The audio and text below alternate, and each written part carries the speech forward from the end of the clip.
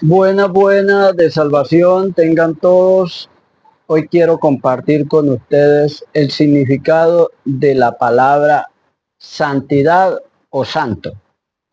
Dice, su significado fue sacado del término hebreo kadash y en el griego fue agiaso y se traduce como lo consagrado o lo apartado,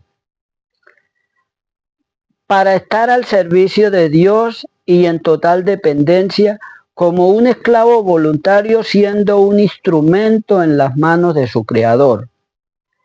El cristiano no es santo en sí mismo, lo es porque el Espíritu Santo mora en el espíritu del hombre, y al estar unido al Señor, y el Señor hace presencia en nosotros continuamente.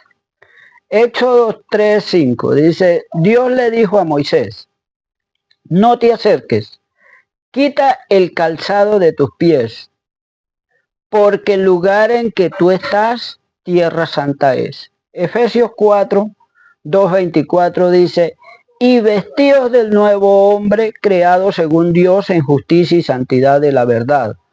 No debemos confundir santidad con justicia. El significado de justicia fue sacado del término hebreo Tesedek y se traduce rectitud de conducta moral delante de la ley de Dios. Y santidad es consagrado y apartado para Dios. Cuando el creyente acepte el Evangelio, Dios le cuenta la justicia o le cuenta la rectitud de conducta moral de la ley de obras y lo aparta o lo consagra como un instrumento para anunciar el tesoro grande del Evangelio. 2 Corintios 4:7 dice, pero tenemos este tesoro en vasos de barro para que la excelencia y el poder sea de Dios y no de nosotros. Y en el 4:5 de 2 de Corintios dice, porque no nos predicamos a nosotros mismos, sino a Jesucristo como Señor y a nosotros como siervos por amor al Señor, a Jesús.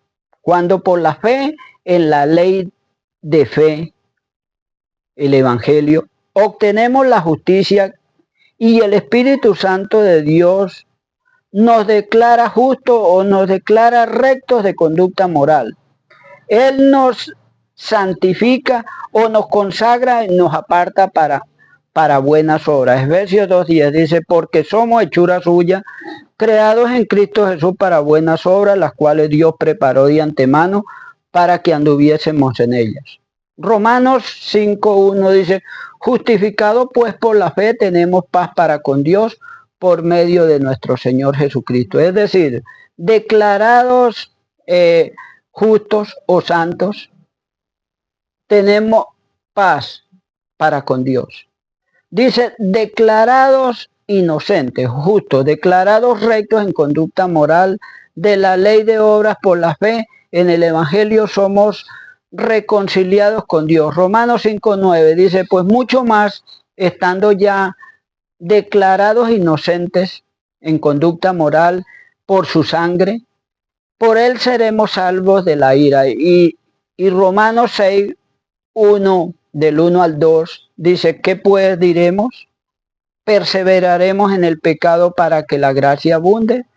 Dice, en ninguna manera, porque los que hemos muerto al pecado, ¿cómo viviremos aún en él? Ahora somos siervos de la justicia, que se nos cuenta por la fe en Cristo y su Evangelio. Romanos 6:15 al 16 dice, ¿qué pues diremos? ¿Perseveraremos en el pecado porque no somos juzgados por la ley de obras, sino por la ley de fe? Dice, en ninguna manera. ¿No saben que si se someten a alguien como esclavo para obedecerle, somos esclavos de aquel a quien le obedecen? Sea del pecado para muerte o sea de la obediencia para justicia. Esa justicia que no es dada por la fe.